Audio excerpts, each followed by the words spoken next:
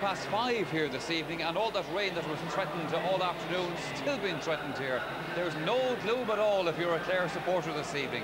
Again, we have to say, fantastic scene here in Croke Park. I've never seen as many people out on the pitch and remaining afterwards to celebrate with the Clare team this fabulous victory today. Still, they say they stay there. The players themselves have already made their way, or are making their way back to the dressing room. But all the supporters of Clare have come to Croke Park, just want to savour this special day. Chair Hegarty, as a Munster man and as a player who's played against these players yourself, I'm sure that you're delighted for them.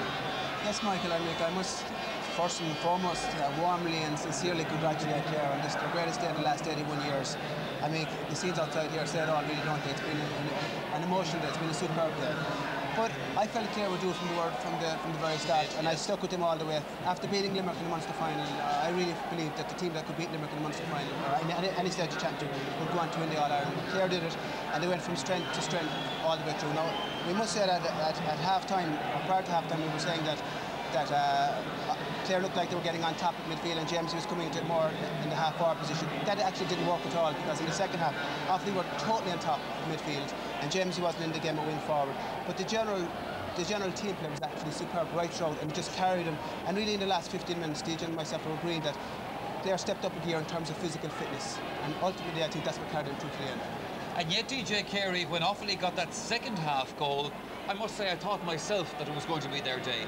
I did so too, because I think Clare were after coming back to around level after hurling well.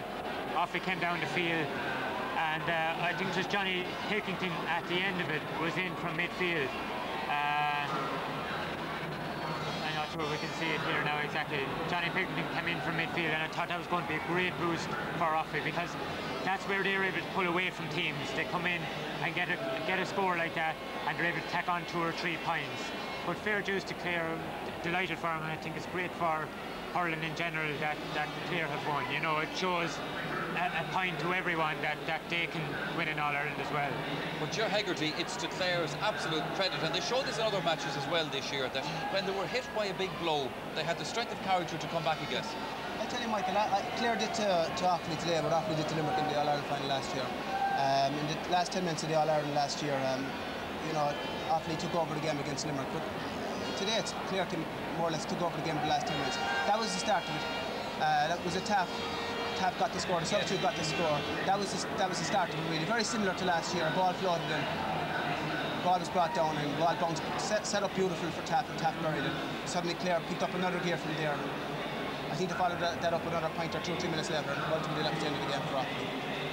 Gentlemen, thank you very much. Chair Hegarty and DJ Carey, thank you for joining us on our panel today. That's where we must leave it from Croke Park.